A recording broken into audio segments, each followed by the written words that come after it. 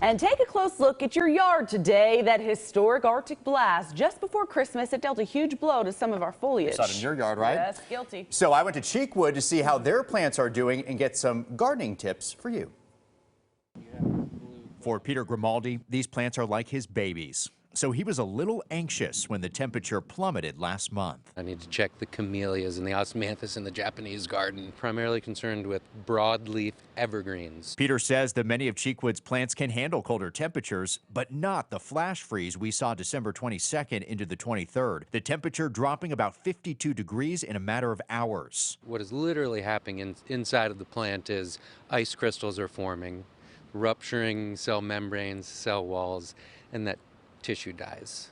And as I said, you're not coming back from that. Evergreens, the cherry family, these laurels were some of the hardest hit. Cheekwood right now, I think we're still in the dozens, and that may escalate into the hundreds here in the next couple months as we find out more. And if you're wondering if your plant is dead, here's a simple two-part test. First, the spring test. But spring's back, feels like it's got some life in it. And then the scratch test. And just taking your thumbnail and scratching, hoping to reveal some lighter colored and especially green bark. Green shows life, brown means dead. But no matter the results you get, Peter advises not to pull the plant out just yet.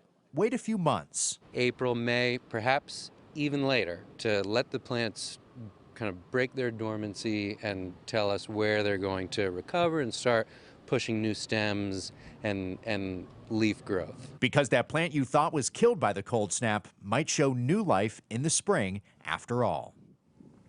So if you're concerned about the gorgeous, colorful tulips that Cheekwood is so famous for, Peter says don't worry about that. Those bulbs in the ground this winter, they're going to be just fine come spring.